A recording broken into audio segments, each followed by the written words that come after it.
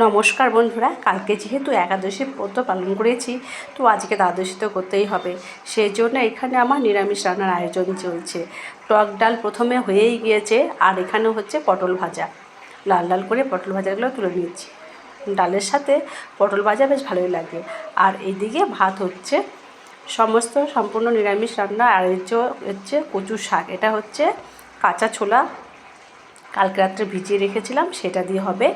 এমনিতেই যদি আমিষ হতো তাহলে ইলিশ মাছের মাথা দিয়ে করা যেত, যেহেতু আজকে আমাকে নিরামিষ খেতেই হবে।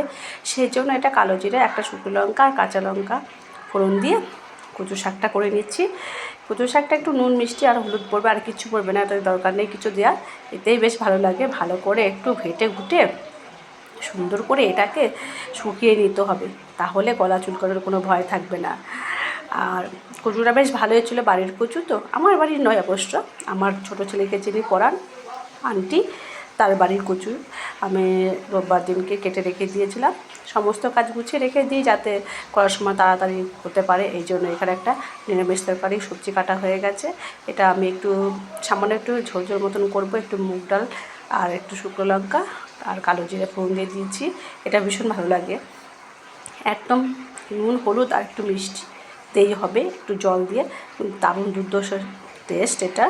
কাঁচা লঙ্কা যারা খেয়েছেন এই নিরামিষ তরকারিটা খুব ভালো লাগে, কাঁচা লঙ্কাই শুধু পড়বে। বেশ ভালো খাবার, খুবই ভালো, একদম স্বাস্থ্যকর খাবার, খুব ভালো। আর টক ডালটা যেহেতু আগে হয়ে গেছে, তার জন্য আপনাদেরকে দেখাতে পারিনি, তবুও আপনাদেরকে একবার টক ডালটা দেখিয়ে দিচ্ছি। এই যে আমটা আটি হয়ে গিয়েছিলো, তার জন্য এটা এরকম। তো কেমন লাগলো ভিডিওটা? ভালো লাগলো অবশ্যই একটা লাইক আর শেয়ার, পারলে কমেন্টস।